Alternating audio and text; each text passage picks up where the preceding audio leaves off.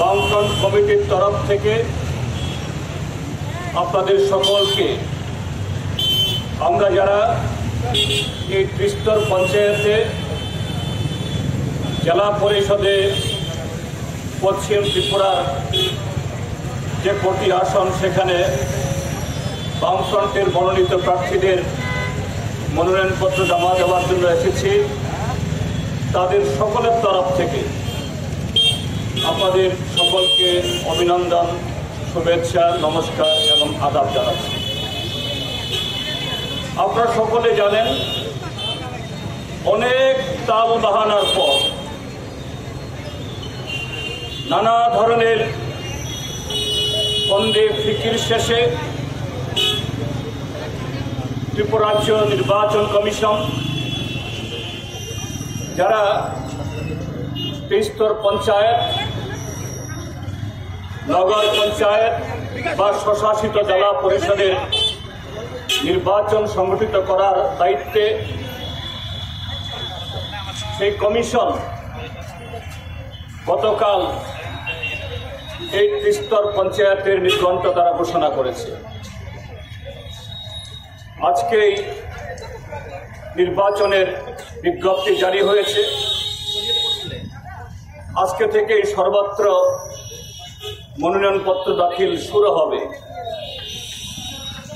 আমরা এই পশ্চিম ত্রিপুরা জেলাতে এবং আরও কয়েকটা জেলাতে জেলা স্তরে আমাদের এই মনোনয়নপত্র জমা দিয়ে আমরা শুরু করছি।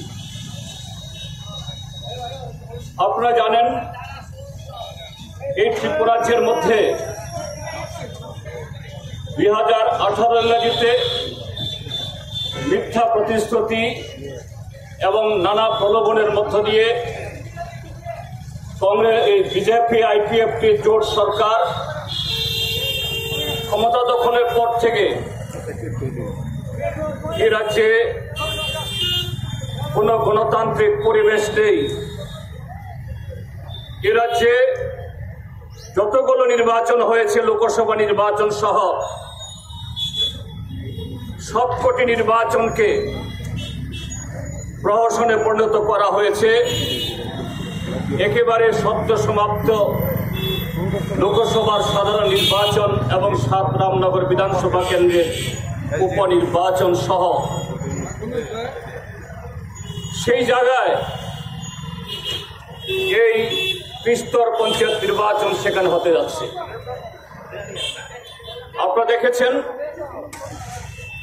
আমরা বারে বারে রাজ্য নির্বাচন কমিশনের কাছে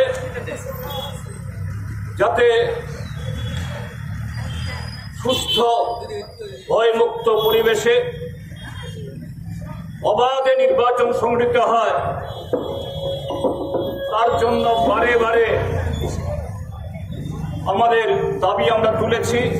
অন্যান্য গণতান্ত্রিক শক্তির তরফ থেকেও, কিন্তু রাজ্য নির্বাচন কমিশন বা রাজ্য সরকার তাদের ভূমিকা দায়ী ছাড়া কিছু পদক্ষেপ গ্রহণ করা ছাড়া বিগত 6 বছরে যে কারচুপি গণতন্ত্র হত্যার ঘটনাগুলি ঘটেছে, তা থেকে এই নির্বাচনকে, আসন্ন নির্বাচনকে মুক্ত করার জন্য সেরকম আশ্বাস তারা এখনো দিতে পারেননি।